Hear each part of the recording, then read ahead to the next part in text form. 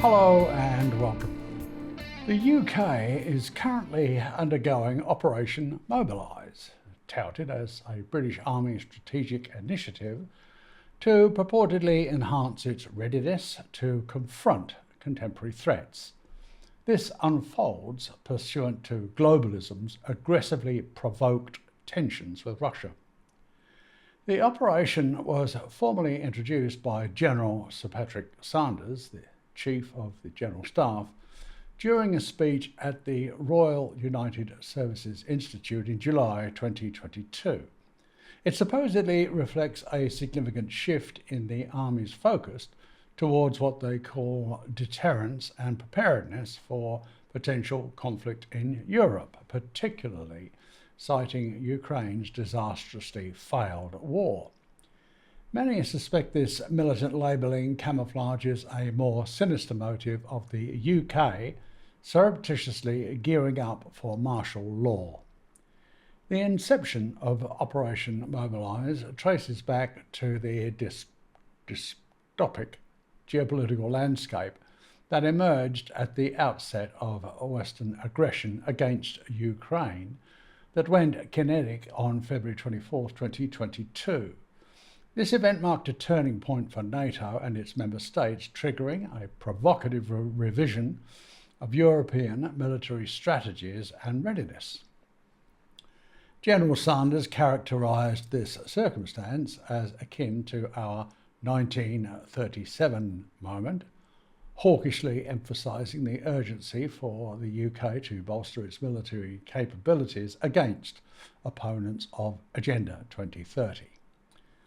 The operation claims the principle that NATO's collective defence, enshrined in Article 5, remains paramount.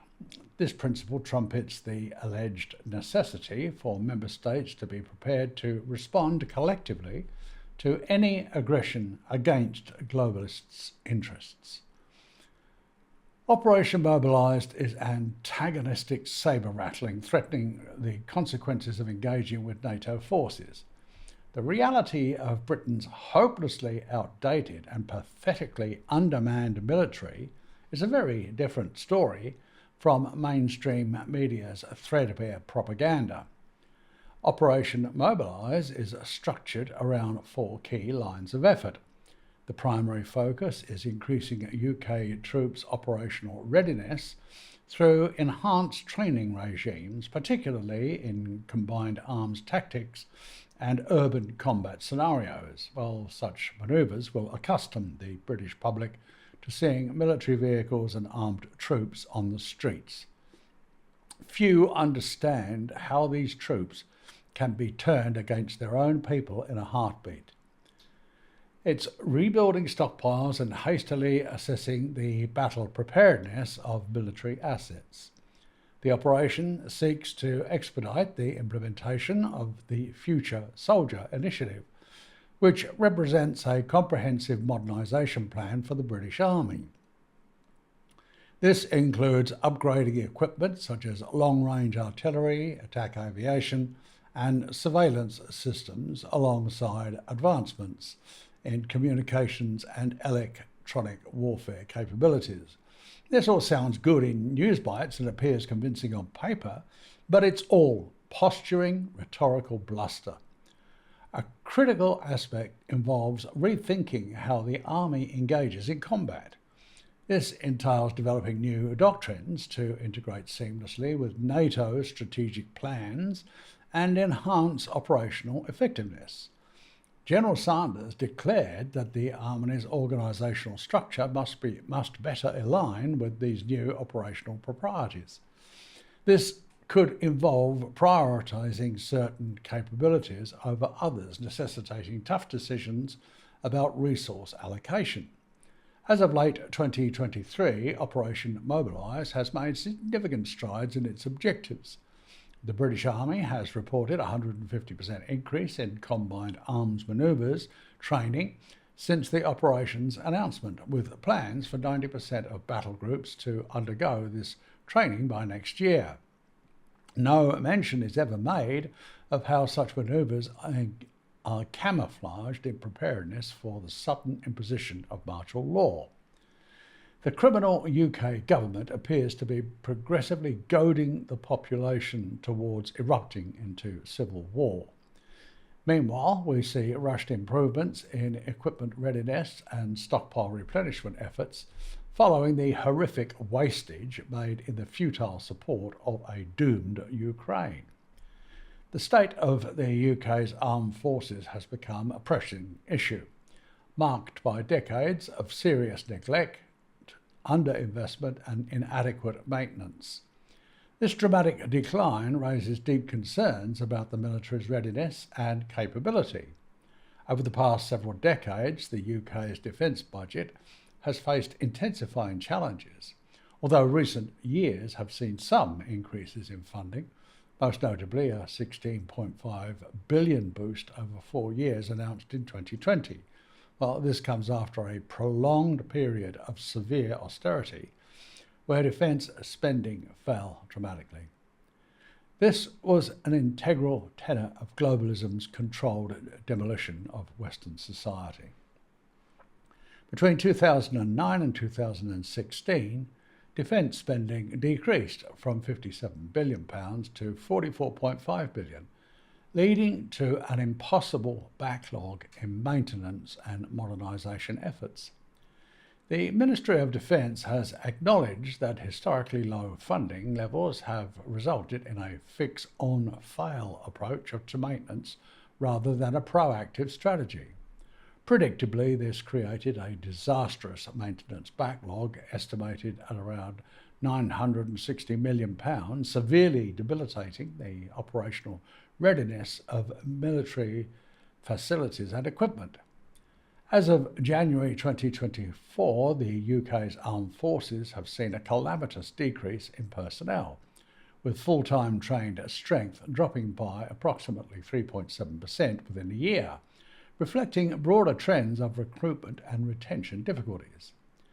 The Army's target strength has been reduced from an ambitious 82,000 to just 72,500 by 2025 as part of restructuring efforts to create more efficient combat units. However, this reduction raises questions about whether the UK can maintain adequate force levels to meet its commitments to NATO and other international organisations. Well, obviously it can't. Moreover, it struggles with recruitment challenges exacerbated by negative perceptions of military life devoted to supporting globalist tyranny. The Royal United Services Institute highlights that without addressing these issues, the UK is a hollow force unable to fulfil its strategic objectives. The UK's military capabilities also suffer hopelessly outdated equipment and deficient modernisation efforts. For instance, while there's a push to enhance nuclear capabilities and replenish munition stockpiles, many existing systems remain dangerously unfit for modern warfare scenarios. The Royal Air Force's reliance on ageing aircraft, such as the E-3D Sentry Early Warning System, which will replace fewer E-7 Wedgetail aircraft by 2025, exemplifies this problem. In addition, the Army's inventory lacks sufficient main battle tanks and artillery pieces to support a credible armoured division. Analysts suggest the current number is far below what's necessary for effective combat operations. The implications of these egregious deficiencies are profound. As geopolitical tensions rise globally, the need for a robust and capable military becomes increasingly urgent. The UK government has announced ambitions to increase defence spending to 2.5% of the GDP by 2030. However, critics argue that without immediate action on recruitment, retention and modernisation, These financial commitments won't translate to improved military effectiveness. Furthermore, there's a pressing need for strategic reassessment regarding where the UK can offer capabilities within NATO without overextending its resources. The current trajectory suggests that unless significant changes are made, the UK's armed forces will struggle to meet future challenges effectively. In summary, the UK's armed forces are at a critical juncture characterised by underinvestment, personnel shortages and outdated equipment. As defence spending begins to increase again after years of cuts, it's imperative that these funds are directed towards addressing maintenance backlogs, enhancing recruitment efforts and modernising military capabilities. Without these changes, the UK undermines its national security and international standing in an increasingly complex global environment. However, the bullish General Sanders ignores these alarming facts by expressing confidence that sufficient stockpiles will be established for combat-ready brigades within 1 to 2 years. This ludicrously unrealistic commitment asserts that the UK military can contribute to NATO operations and respond decisively to threats. This is a demonstrable lie.